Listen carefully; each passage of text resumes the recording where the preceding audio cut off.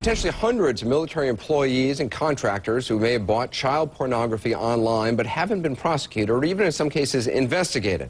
That's right, you heard me, child pornography. As many as 1,700 names, according to a U.S. senator, on a list of 5,200 from an internet sting operation overlooked the first time around 4 years ago.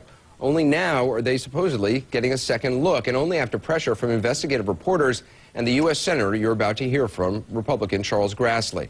The Pentagon porn story began in 2006. An Immigration and Customs Enforcement child pornography sting operation called Project Flicker produced payment records of about 5,200 people, many of whom provided Army or fleet zip codes or military email addresses.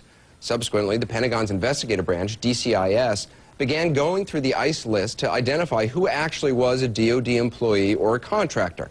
The investigation, however, only ran for 8 months and only cross-checked some 3,500 names for Pentagon ties, according to a senator. According to DCIS documents revealed in a Freedom of Information Act request, out of that 3,500, investigators uncovered 264 employees or contractors, including staffers for the Secretary of Defense and contractors at the NSA. 9 people had top security clearances, but only about 20% of those 264 people were completely investigated. Fewer still were prosecuted, and after about 8 months, the entire probe was halted. It left about 1,700 names totally unchecked, 1,700 alleged kiddie porn customers, an unknown number of whom may still work in some capacity for the Defense Department. Late last summer, after investigations by the Boston Globe and Yahoo News revealed the figures, a Pentagon spokesman promised to reopen the investigation, conceding that DCIS had stopped due to lack of resources. DCIS says it is now revisiting all 5,200 names, telling Senator Grassley's staff they've now identified 302 employees or staffers. The Pentagon's IG telling us, and I quote, "Any suggestion that the DoD Office of Inspector General or its criminal investigative arm, the DCIS, is not taking Operation Flicker and the issue of child pornography seriously is in error." But Senator Grassley says he is still not getting the cooperation he needs from the Pentagon. I spoke to him earlier. Senator Grassley, you were told that 5,200 Defense Department employees had allegedly purchased child porn, and yet you're saying only 3,500 of those names were cross-checked by a defense investigator to see if they were really DoD personnel. That's mind-boggling. Why weren't all of them cross-checked?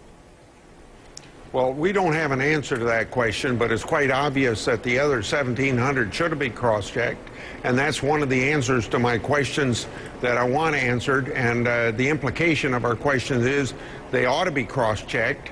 We ought to find out, because we're talking about not just general pornography here. We're talking about child pornography, and child pornography, taking that down, is a crime. And also, there's an added factor here, considering the fact that there's a lot of secured information, national security information, that the world shouldn't know, that a lot of times foreign operatives will use this sort of criminal activity to blackmail to get information. So there's a lot of things here that are involved because it's a Defense Department issue as opposed to any other department of government. Right. I mean, sir, if your numbers are correct, 1,700 people out there who allegedly purchased child porn, we don't know if they were ever cross-checked or investigated, right? That's true, and there's been some other names in the hundreds where there's the names have actually been given out that we don't know what's going to be done about them. Now, there's some reason to believe that it's a criminal act. It's been so far since it's happened that they could be stale. Maybe you can't have criminal prosecution, but we would be looking at administrative action to be taken against these people. And I want to know who they are and what administrative action's being taken. Yeah, because what's even more startling is that of the 302 people confirmed as DoD personnel or contractors, only 70 of them were actually investigated. How is it possible that all of them weren't investigated? Well, here's, I think, the thing that overrides everything you just asked, and that is we ask criminal investigators in the Division of Defense that does that, the extent to which supervisors of these people knew that this was going, and the criminal investigators couldn't even answer that question for us when we had a briefing from them. So wait a minute, so you're saying we don't even know if the supervisors of these people were told that their employees may have downloaded child porn? That's the question that my staff asked of the criminal investigators, and they could not answer the question whether or not supervisors had been informed of this. And if supervisors don't know about it, you know, it's a bad environment that things like this can happen in the first place, and worse, that it's a criminal act when things are downloaded. Until you started raising this issue, I mean, this investigation was closed by the Defense Department. They only investigated for about 8 months. Do you think the Pentagon just didn't take this seriously? Well, it's quite obvious that they didn't take it seriously, because it wasn't only that I was asking the questions. It wasn't until it started getting questions from people like you who are journalists that this got their attention, and we got any consideration and reopening of this in the first place. Well, one of your staffers told us that getting information from the Defense Department on this has been like pulling teeth. Is that how you describe it? Yeah. Oh, I've been involved in oversight of the Defense Department for almost all the years I've been in the United States Senate, and it's very difficult to get answers from a lot of bureaucracies, but it's quite more difficult in the Defense Department. Senator Grassley, I appreciate your time. We'll continue to follow this. Thank you. Okay, thank you very much. Child pornography. The Pentagon apparently has come under investigation for links to the proliferation of graphic material. Called Project Flicker, some 5,000 individuals have been identified as having subscriptions to child porn sites, including many DoD-affiliated persons. So this ongoing national investigation has now prompted the House to introduce a bipartisan bill that would help the DoD stop the use of its network to, quote, possess, procure, or produce child pornography. Joining us to discuss this, investigative journalist Ben Swann. So Ben, the Pentagon already takes measures to limit worker access to stuff like porn by rolling out what they call the Personal Electronic Device PED policy, where workers have to drop off their phones and lockers before entering their offices. All their online searches are accessible by security if or when needed. Their Wi-Fi access is monitored in digital security sweeps. So how is this happening?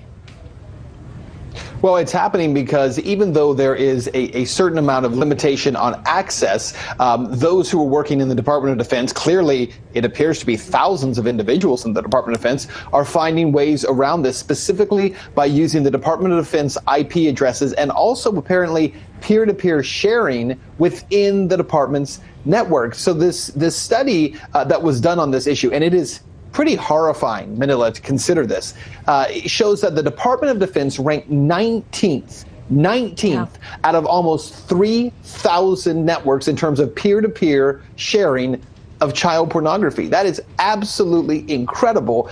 This bill attempts to essentially say, look, we're not doing enough to stop it from coming in, but we're also not doing enough in the Department of Defense to go after those individuals who are being recognized as the ones who are perpetrating this. So Congresswoman Abigail Spanberger is the co-author to this bill. She said this, quote, the notion that the Department of Defense's network and Pentagon-issued computers may be used to view, create, or circulate such horrifying images is a shameful disgrace and one we must fight head-on. Now, the fact that the Pentagon workers, be they civil or military or otherwise, already submit to a gauntlet of daily scrutiny just going in and out of work, is it fair then to the tens of thousands who are completely innocent to further allow that much more government intrusion into their digital devices or the things that they're dealing with on their computers?